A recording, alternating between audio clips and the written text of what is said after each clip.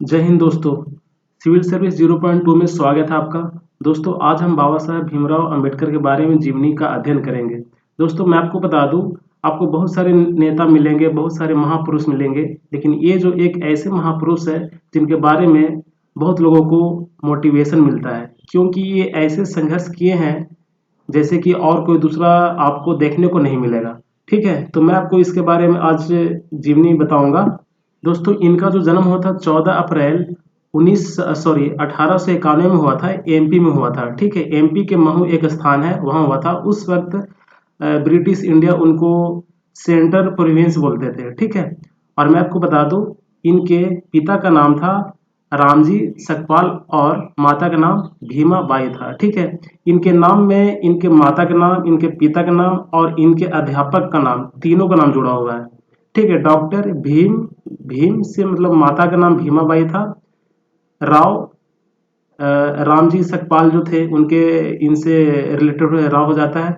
Doctor Bhim Rao Ambedkar, Ambedkar इनको title दिया गया था। इनके जो गुरु थे, ब्राह्मण थे, उन्होंने, इनके अध्यापक ने अंबेडकर को टाइटल दिया था, तो इनका पूरा नाम हुआ डॉक्टर भीम राव अंबेडकर। ठीक है, मैं आपको जानकारी बता दूं, 1891 में इनका जन्म हुआ था और 1894 में इनके पिताजी का मतलब इनका में रिटायर हो गए थे। इनके पिताजी एक ब्रिटिश सेना में काम कर रहे थे, जो छोटे पद पे रहते थे और इनके छोटी मोटी सैलरी मिलती थी, और ये 14 इनके संतान थे। तो ये जो बाबा साहेब भीमराव अम्बेडकर थे, ये आखिरी और अंतिम में थे। 14वें इनके लास्ट इनका 14वें नंबर पे थे।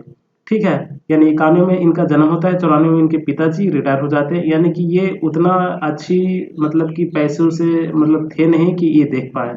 ठीक है, उसके बाद ये गरीबी में इनका जीवन पलने लगता है, और इनका जो शादी है बचपन में ही शादी करा दिया जाता है। मात्र 1906 में इनका शादी हो जाता है। 1906 में इनका आयु लगभग 15 वर्ष का होता है, और इनका जो पत्नी होती है वो 9 साल की होती है, रमाबाई। ठीक है, यानी कि बाल विवाह उस वक्त बहुत ही प्रचलन में था, क्योंकि 1906 की बात है। 1906 लगभग आज से 115 वर्ष पीछे की बात कर रहे हैं, मतलब उस वक्त का ये सिचुएशन था।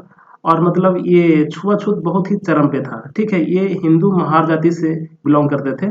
ठीक है, लेकिन इन लोग का मतलब कि समाज में उतना कोई वैल्यू अच्छे स्थान पे नहीं दिया जाता था। और 1907 में ये मैट्रिक पास करते हैं। ठीक है, मैट्रिक पास करने के बाद 1912 में स्नातक यानी ग्रेजुएशन करने के लिए ये बम्बई के एक कॉलेज में एडमिशन कराते हैं। ठीक है, बम्बई के कॉलेज में एडमिशन जो कराते हैं, उस वक्त का ये प्रथम, ये मतलब कि एसी कम्युनिटी से जो गुजरने वाले प्रथम ही इंसान थे, जब बम्बई में एडमिशन के लिए ये गए थे। ठीक है, और ये वहाँ पे उनको छुआछूत मतलब ये सब इनको देखना मिलना शुरू हो गया था।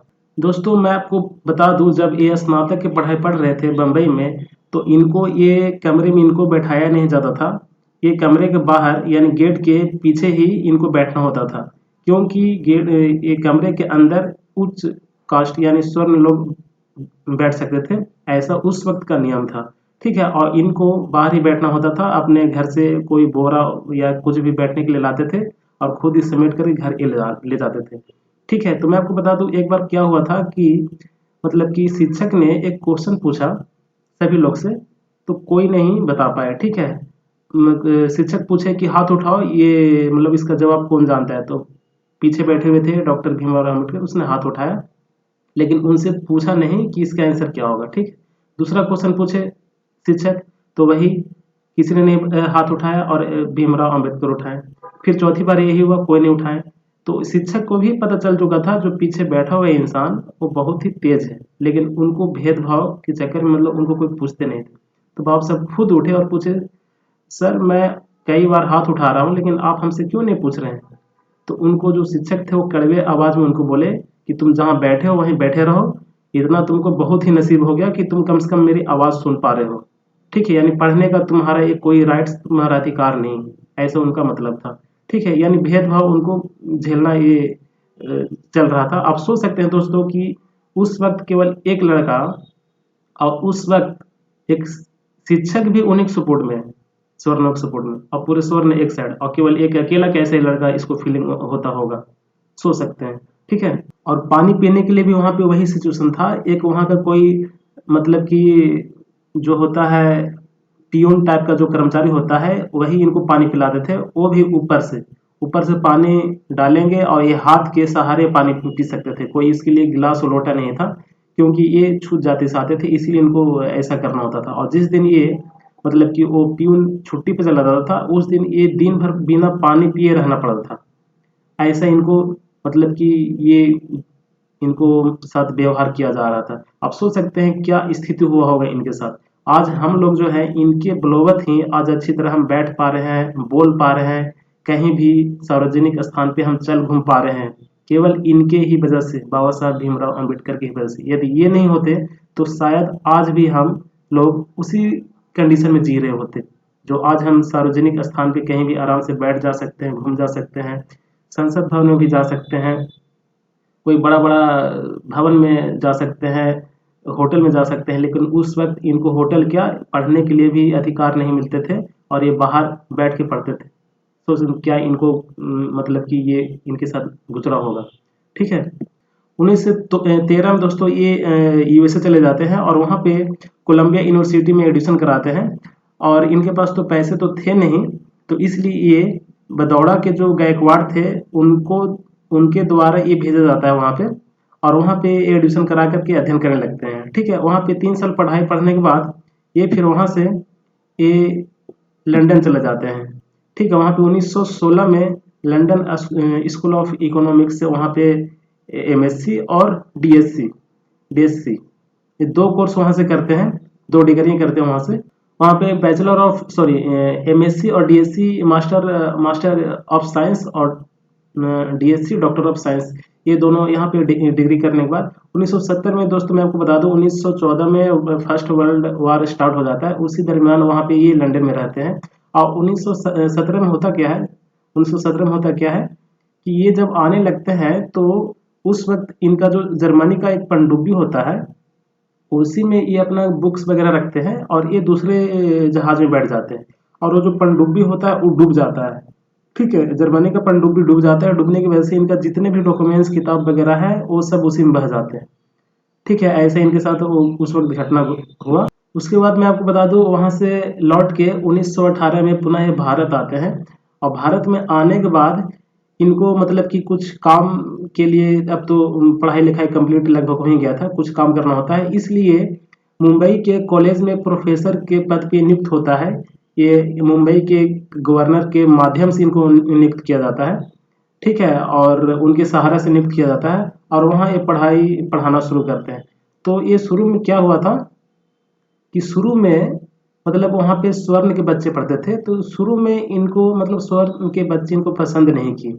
लेकिन इनके पास इतने टैलेंट थे, इतने क्वालिटी थी कि उन लोग छात्र लास्ट में इनके दीवाने हो गए। ठीक है। बाबा साहब के दीवाने हो गए और वहाँ पे आराम से पढ़ने लगे। ये दोनों में मतलब कि अच्छी तरह घुल मिल गए थे, ये प्रोफेसर डॉक्टर साहब भीमराव अम्बेडकर और छात्र। लेकिन वहाँ के और भी जो प्रोफेसर थे देख के जलते थे इनके क्वालिटी से, इनके पढ़ाने के तरीका से, इनके पास जो हुनर था उसकी वजह से। ठीक है। तो उन लोगों ने, दूसरे इनके जो प्रोफेसर है जो पढ़े लिखे इंसान है सोच सकते हैं, उन लोग भी इनके साथ टॉर्चर करना शुरू किए, वही भेदभाव छुआछूत करना शुरू करे। मजबूरन वश लास्ट में इनको 1918 में प्रोफेसर के पद से इनको छोड़ना पड़ा। लास्ट में छोड़ दिए। छोड़ने के बाद इसने सोचा कि अब क्या किया जाए। इसने सोचा कि अब एक स्वतंत्र कोई काम किया जाए जिसमें कोई भी मुझे मतलब कि छुआछूत या कोई भी परेशानी झेलना ना पड़े।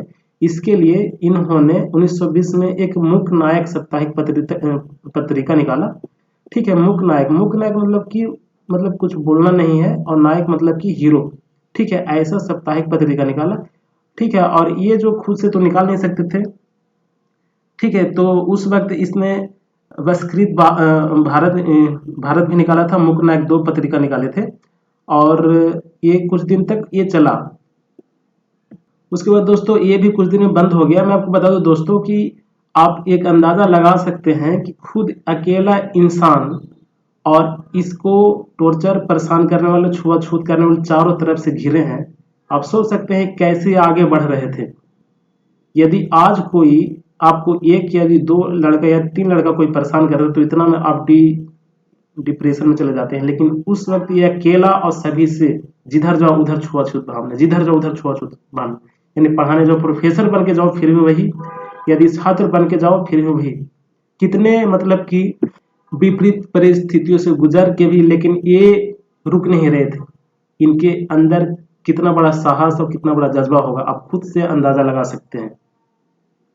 ठीक है, उसके बाद दोस्तों मैं आपको बता दूं 25 दिसंबर 1917 को क्या हुआ था कि मतलब कि वहां पे बहुत सारे अपने कम्युनिटी के लोग को जमा किए। जमा करने के बाद 25 दिसंबर 1927 को मनुस्मृति को जलाया गया। मनुस्मृति एक किताब है दोस्तों, मैं आपको बता दूं उसमें बहुत से ऐसे ऐसे मतलब लिखे गए लेख है कि मतलब कि आपको देख करके मतलब कि ऐसा फीलिंग होगा कि लिखा है किसने। ठीक है, मैं आपको बता दूं मनुस्मृति में कोई भी स्त्री को नौकरी या कोई भी अच्छा काम करने का अवसर नहीं देता है। उसमें स्त्री को केवल केवल सेवा करने के लिए बोला गया है। वो कुछ भी नहीं कर सकते, केवल घर के काम और पति की सेवा के अलावा कोई भी राइट्स उसमें नहीं है। आज आज के दोस्तों मैं आपको बता दूं लड़की बड़े बड़े अफसर पद पे अभी तो फिलहाल के राष्ट्रपति बन चुकी है एक लेडीज। लेकिन उस वक्त मनुस्मृति ये लिखा लिखा गया था कि मतलब कि केवल केवल स्त्री जो है केवल सेवा ही करेगी, ऐसे ऐसे उसमें लिखा गया। और उसमें शूद्र यानी दलितों यानी छोटे कास्ट को पढ़ने का कोई राइट्स नहीं है। और यदि कोई विद्या प्राप्त करना चाहते हैं तो उनके कान में मतलब कि शीशे का खोल डाल दिया जाए। यदि कुछ बोलना चाहता है तो उसको जीभ काट दिया जाए। सार्वजनिक स्थान पे नहीं जा सकता है, यदि सार्वजनिक स्थान पे जाता है तो उसके पीछे झाड़ू बांध दिया जाए ताकि वो साफ हो, ऐसे ऐसे उसमें लिखे गए थे। इसीलिए ये 25 दिसंबर 1927 को मनुस्मृति जलाया गया। ठीक है, और इसमें बहुत सारे ऐसे ऐसे चीज लिखे गए हैं जिनको आप पढ़ेंगे तो मतलब कि गुस्सा से ये आप पागल हो जाएंगे। ठीक है, आगे चलते हैं। उसके बाद दोस्तों मैं आपको बता दूं 1927 में जो आया था 1928 में सॉरी 1928 में आया था ये साइमन कमीशन। साइमन कमीशन में भारी इंडियन विरोध हो रहा था, लेकिन ये साइमन कमीशन के सपोर्ट में थे। बाबा साहब भीमराव अंबेडकर साइमन कमीशन के ये कुछ पोस्ट में थे, इनको प्रभार कुछ दिया गया था साइमन कमीशन की तरफ से।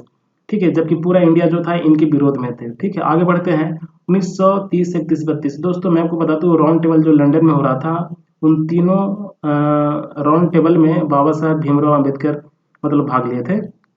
ठीक है, वहां पे इनको कम्युनल अवार्ड दिया गया था 1932 में। ठीक है, कम्युनल अवार्ड मतलब क्षेत्र आरक्षण क्षेत्र इनको दिया गया था। ठीक है, कि इन इन लोगों को अलग से आरक्षण दिया जाए, सॉरी अलग से क्षेत्र दिया जाए शेड्यूल कास्ट को, नीचे क्षेत्र को, और अच्छी तरह आराम से रह फिर सके। लेकिन इनके लिए महात्मा गांधी ने बहुत मतलब कि ये रमदा जेल में दोनों में फिर पूना पैक्ट हुआ, फिर दोनों में सहमति हुई कि नहीं आप कम्युनल अवार्ड मत लीजिए, आपको हम ज़्यादा सीट देंगे। ठीक है, ऐसा करके फिर मनाया गया, फिर लास्ट में मिले फिर और आरक्षण के लिए बात फिर दिया गया।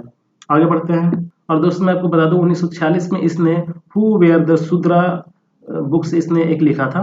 ठीक है, उसके बाद मैं आपको बता दूं संविधान सभा के चुनाव के लिए बम्बई से ये मतलब कि चुनाव लड़े थे। मैं आपको बता दूं बम्बई से चुनाव लड़ते वक्त पूरी तरफ एक तरफ हो गए थे इनको हराने के लिए।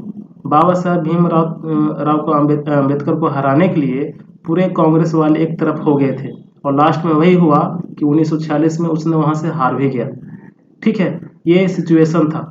सोच सकते हैं जो एक मतलब कि संविधान सभा के चुनाव के लिए जो संविधान सभा का प्रारूप का अध्यक्ष बनाया गया, जो आज जो संविधान लिखे हैं सॉरी, उनको हराने के लिए पूरी तरफ कांग्रेस एक तरफ हो गया था, और लास्ट में वो में से हार भी गए। उसके बाद दोस्तों मैं आपको बता दूं ये फिर लास्ट में बंगाल गए। बंगाल से वहां से ये संविधान सभा के चुनाव लड़े, और वहां मुस्लिम लीग ने इनको सपोर्ट किया था जीतने के लिए, और लास्ट में आखिरकार जीत गए। जीतने के बाद फिर ये संविधान सभा में गए। 389 सदस्य टोटल थे। ठीक है, जब वहां पे संविधान सभा का ये प्रारूप अध्यक्ष बनाया गया, इनको ड्राफ्टिंग कमेटी का अध्यक्ष बनाया गया। ठीक है, उस वक्त मतलब फिर ये दोनों में डिवाइड हो गया, इंडिया पाकिस्तान जो थे अलग अलग हो गए। जब और ये जीते थे, ये बंगाल से जीते थे। बंगाल से जीते थे इन द सेंस कि मतलब फिलहाल जो ये बांग्लादेश है उस वक्त ये पूर्वी पाकिस्तान में चला गया, और ये वेस्ट साइड वाला पाकिस्तान अलग हो गया। अलग होने के बाद ये भी जो बाबा साहब भीमराव जो अम्बेडकर थे, ये तो भारतीय थे, यानी कि बंगाल से सॉरी ये महाराष्ट्र से थे, जबकि जीते थे चुनाव ये पूर्वी पाकिस्तान से। तो लास्ट में इनको मतलब कि हुआ क्या कि वहाँ से तो इनको पूरी पाकिस्तान से ये छोड़ना पड़ा।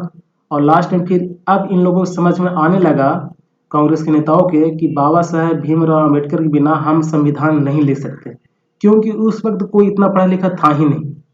ठीक है, सब अपने नेतागिरी में थे, लेकिन इतने मतलब पढ़े लिखे और इतने मतलब कि आप इनको बोल रहे वेल एजुकेटेड इंसान कोई नहीं था उस वक्त। तब उन लोग के लगने लगा कि इनको अब बाबा साहब को, भीमराव अम्बेडकर को संविधान सभा संविधान बनाने के लिए रखना बहुत ही जरूरी। तब इन्होंने क्या किया कि इनको जिताने के लिए फिर मुंबई से AMR जयकर जो थे उनको इस्तीफा दिलाया गया और उनके जगह पे इनको जिताया गया। जीतने के बाद फिर ये संविधान सभा के ये प्रारूप अध्यक्ष फिर बनाया गया। तब ये ड्राफ्टिंग कमेटी के अध्यक्ष बनने के बाद फिर ये संविधान सभा मतलब फिर ये लिखना फिर उनमें रखा गया इनको। आगे बढ़ते हैं दोस्तों। उसके बाद मैं आपको बता दूं, ये जो धारा 370 जो है इनके विरोध में थे, लेकिन जो शेख अब्दुल्ला जो थे, ये नेहरू के सहयोग से ये 370 धारा को इसमें लाया गया। 370 जो धारा है उसमें तो आप लोग सभी कुछ लोग जानते होंगे कि ये भारत विरोधी धारा था, और जो अभी जो फिलहाल जो हटा दिया गया, बहुत ही अच्छा काम किया गया है। ठीक है, इनके लिए शेख अब्दुल्ला लेकर आए थे कि हमको मतलब ये चाहिए, ये सुविधा चाहिए, ये सुविधा चाहिए। लेकिन ये डॉक्टर भीम साहब अम्बेडकर जब देखे कि इसमें क्या क्या लिखा है, तो उसने ये सीधा मना कर दिया। ठीक है, तो फिर लास्ट में ये छुपके से ये नेहरू के सहयोग से फिर लास्ट में पीछे से इनको ये इसमें ऐड कराया गया था। आगे बढ़ते हैं। मैं आपको बता दूं, आज़ाद भारत के प्रथम जो विधि कानून जो मंत्री थे इनको ही बनाया गया था, क्योंकि ये मतलब इतने वेल एजुकेटेड थे सभी तरह से कि मतलब कि उन लोग का मजबूरी हो गया कि इनको ये कानून मंत्री बनाना। ठीक है, उसके बाद दोस्तों मैं आपको बता दूं, 1956 में ही इन्होंने बौद्ध धर्म को स्वीकार कर लिया। 5 लाख अनुयायियों के साथ इसने बौद्ध धर्म को अपनाया, क्योंकि इसने देखा कि हिंदू में मतलब ये साफ बोलते थे कि हमने हमने हमारी जो जन्म हुआ है एक इंसान के रूप में हुआ, वो हिंदू धर्म में हुआ है। लेकिन ऐसा नहीं है कि हम इसी धर्म को रख करके इसी में हमारी मृत्यु होगी। ठीक है, मतलब कि कहने का मतलब था कि ऐसा नहीं है कि हम इसी धर्म मानने के लिए हम बाध्य हैं। ठीक है, लास्ट में 1956 में इसने बौद्ध धर्म अपनाया और 5 लाख अनुयायियों के साथ अपनाया, और 6 दिसंबर 1956 में इनकी मृत्यु हो जाती है। ये मतलब कि शुगर की बीमारी इनको हो चुका होता है बहुत लंबे समय से, तो फिर इनकी मृत्यु हो जाती है। ठीक है, और देखिए 1990 में इनको भारत रत्न मरणोपरांत दिया जाता है, यानी कि लगभग आप देख सकते हैं ये 44 साल बाद दिया जाता है। ठीक है, तो ऐसा इनके साथ घटना घटा। ठीक है, बाबा साहब एक महान व्यक्ति थे जो आज भी वैसा इस दुनिया में अभी कोई मतलब कि है नहीं, इतने महान व्यक्ति थे और इनको बहुत ही इज्जत से नाम लिया जाता है। ये भारत ही नहीं बल्कि पूरे विश्व में फेमस है, इनकी मूर्तियां भी पूरे विश्व में। ठीक है, तो इनका जीवनी समाप्त होता है। यदि आप चैनल पे नए हैं तो कृपया सब्सक्राइब करें और सपोर्ट करें। जय जय हिंद, धन्यवाद।